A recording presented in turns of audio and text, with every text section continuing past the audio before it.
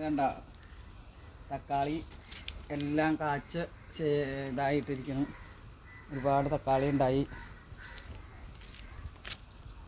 കഴിഞ്ഞ ഒരു 55-60 ദിവസമായുള്ളൂ ഞാൻ നട്ടിട്ട്. അത്രയും ഉണ്ടായി.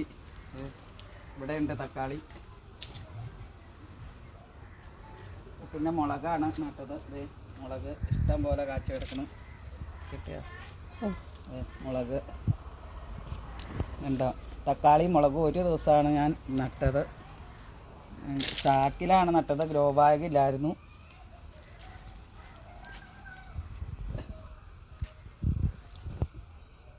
പിന്നെ അതേ വഴുതന പൂവിട്ട് തന്നെ ഉള്ളൂ, കാച്ചിട്ടില്ല. കുറച്ച് താമസമുണ്ട് വഴുതന കായ്ക്കാൻ. ഉണ്ട് കുറച്ച് തക്കാളി, ഇവിടെയുണ്ട് കുറച്ച് തക്കാളി. ഇതാണ് എൻ്റെ അടുക്കളത്തോട്ടം.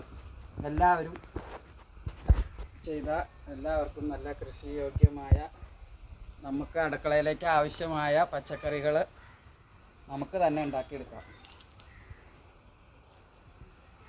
ഇതുകൊണ്ടാ ചീരത്തൈ 10 രൂപയുടെ ചീരത്തൈ മേടിച്ചോണ്ട് പാവിയിട്ടേ ഉള്ളൂ.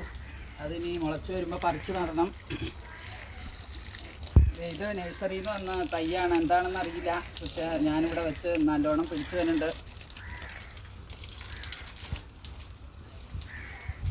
എന്താ കപ്പ, ഒരു ചോട് കപ്പ നട്ടതാണ്.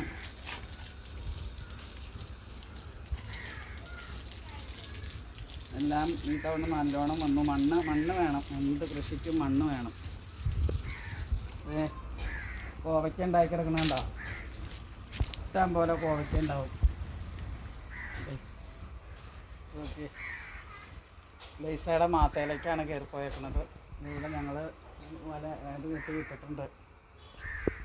ഇതിൻ്റെ വളം എന്നാന്ന് വെച്ചാൽ, നമ്മൾ ഈ ചെടി മേടിക്കുമ്പോൾ തന്നെ ഓരോ കിലോ വേപ്പും പിണ്ണാക്ക്, കടലപ്പിണ്ണാക്ക്, പിന്നെ എല്ലുപൊടി എത്രയും കിട്ടും. അത് നമ്മളിവിടെ കൊണ്ടുവന്ന് മണ്ണിൽ മിക്സ് ചെയ്തിട്ട് ചാക്കിൽ വാരിയിട്ടിട്ട്, ആദ്യം പിന്നെ ചാക്കിൻ്റെ അടിയിൽ കരിയിലിട്ടിട്ട് മണ്ണ്, പിന്നെ ആ മിക്സ് ചെയ്ത മണ്ണിട്ട് നമ്മൾ നട്ട് 2 ദിവസം കഴിയും, എന്നും നനച്ചു കൊടുക്കണം. 2 ദിവസം കഴിയുമ്പോൾ തൊട്ട് വളം ചെയ്യണം. വളം നമ്മുടെ അടുക്കളയിലെ വേസ്റ്റില്ലേ, ആ ഞാൻ മിക്സിയിൽ അരയ്ക്കും. മിക്സിയിൽ അരച്ചിട്ട് അതിലേക്ക് മഞ്ഞൾപ്പൊടി, പിന്നെ മഞ്ഞൾപ്പൊടി ചാരവും ചേർത്ത് ഇളക്കിയിട്ട് അരിച്ചെടുത്തിട്ട് ഒരു കപ്പ് എന്ന നിലയിൽ 10 ഇരട്ടിക്ക് വെള്ളം ചേർക്കും. എന്നിട്ട് ഒരേ കപ്പ് ഒഴിച്ചു കൊടുക്കും. ഡെയിലി ഇപ്പോൾ ഈ നട്ടതിൻ്റെ 2 ദിവസം കഴിഞ്ഞപ്പോൾ മുതൽ ഡെയിലി ഒരു 10-40 ദിവസം അങ്ങനെ ചെയ്തേ പിന്നെയാണ് പിന്നെ നമുക്ക് ഇങ്ങനെ കൃഷി ഇങ്ങനെ ഇത് കിട്ടാൻ പറ്റുമെന്ന് വെച്ചത്. ഒരു 35 ദിവസമായപ്പോൾ തന്നെ കായ വന്നായിരുന്നു.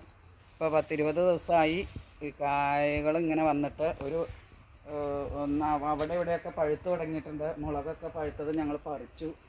പിന്നെ എന്നും ഒഴിച്ചു കൊടുക്കണം. പിന്നെ ആഴ്ചയിൽ ഒരു ദിവസം ചാരവും മഞ്ഞൾപ്പൊടിയും കൂടി പുളിച്ച കഞ്ഞിവെള്ളത്തിൽ കലക്കിയിട്ട്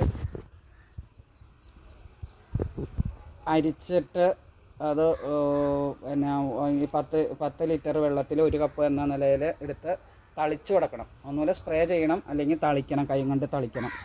അങ്ങനെ തളിച്ച് ഇപ്പോൾ അത്രയും ദിവസം അങ്ങനെ ചെയ്ത കാരണം നമുക്ക് നല്ലൊരു വിളവ് കിട്ടി എന്ന് പറയാം.